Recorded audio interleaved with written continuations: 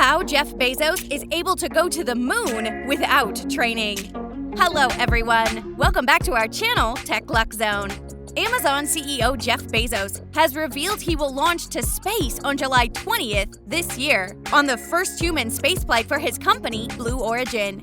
In an Instagram post, Bezos revealed that he and his brother Mark would launch on the mission, alongside the winner of an ongoing auction taking place for a seat.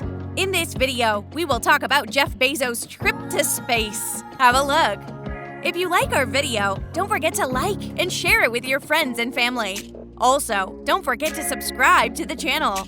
Jeff Bezos can have anything. He could circle the globe in a private jet or sail it forever in a fleet of mega yachts. He could afford to buy the whole NFL. He could buy an archipelago for his family and friends. He could buy over 65,000 Bugatti Chirons, base price $2.9 million, even though only 500 are being built.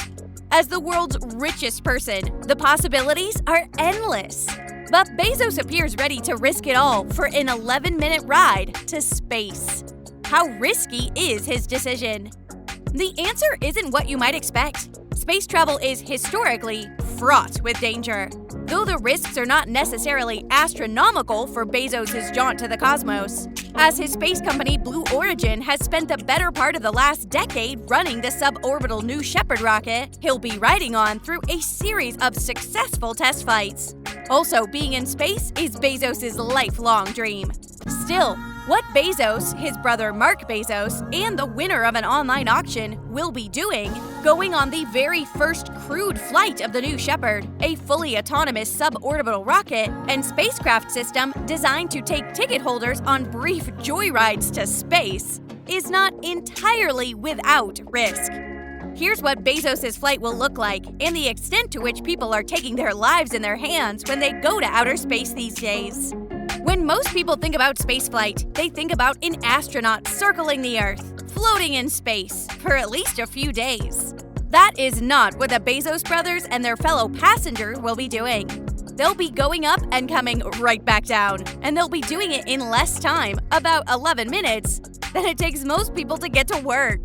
Suborbital flights differ greatly from orbital flights of the type most of us think of when we think of spaceflight.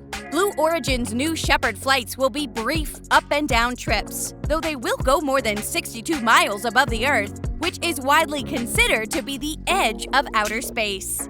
Orbital rockets need to drum up enough power to hit at least 17,000 miles per hour, or what's known as orbital velocity, essentially giving a spacecraft enough energy to continue whipping around the Earth rather than being dragged immediately back down by gravity. Suborbital flights require far less power and speed.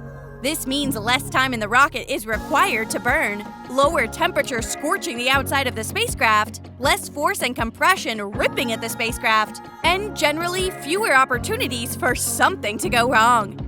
New Shepard suborbital flights hit about 3 times the speed of sound, roughly 2,300 miles per hour, and fly directly upwards until the rocket expends most of its fuel.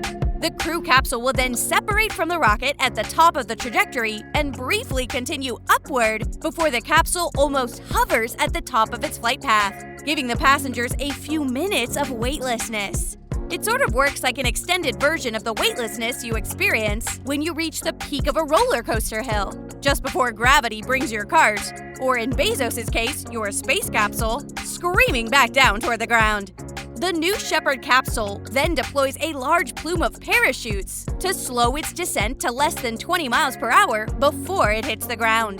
The rocket, flying separately, reignites its engines and uses its onboard computers to execute a pinpoint upright landing. The booster landing looks similar to what SpaceX does with its Falcon 9 rockets, though those rockets are far more powerful than New Shepard, and yes, more prone to exploding on impact.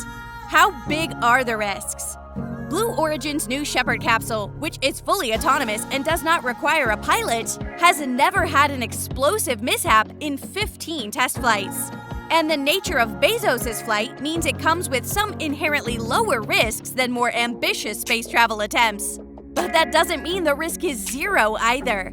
Because suborbital flights don't require as much speed or the intense process of trying to re-enter the Earth's orbit at incredible speeds, they're considered much less risky than orbital flights.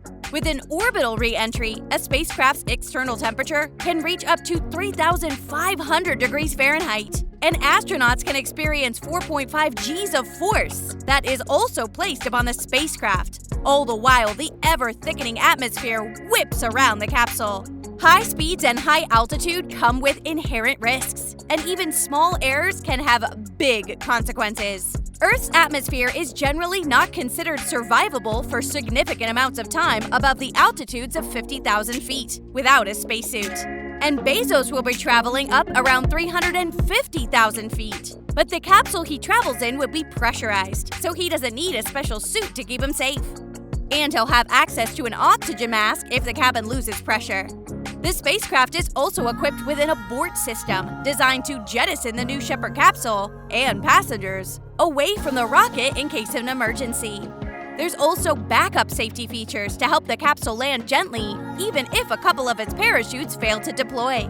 But even still, there's no way to absolutely guarantee safety should New Shepard malfunction. Even though suborbital flights are less risky than orbital missions, they can still be deadly. One of Virgin Galactic's suborbital spaceplanes, for example, broke apart in 2014 when one of the vehicle's co-pilots prematurely deployed the feathering system designed to keep the craft stable as it made its descent. The added drag on the plane ripped it to pieces, killing one of the pilots.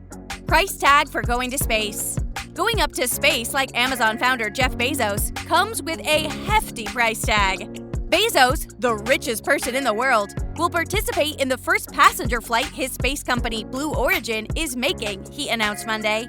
The third seat on the July 20th Blue Origin flight will go to whoever wins an ongoing online auction for the ticket. The current high bid for a ticket on the flight with Bezos is up to $2.8 million, according to Blue Origin's website. Online bidding for the seat will continue until June 10th, and the live auction will be held on June 12th. Blue Origin hasn't said what tickets on their space flights will cost in the future, but it likely won't go as high as the auction bids. A few other companies are also on pace to soon offer flights to space, and all have given different pricing information. In the earliest days of ticket sales, Virgin Galactic charged between $200,000 and $250,000 per person to reserve a spot on a flight.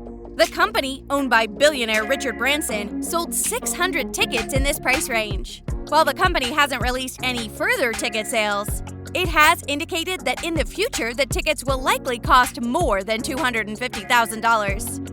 Just to be on the waiting list to reserve a spot when sales reopen costs $1,000 alone.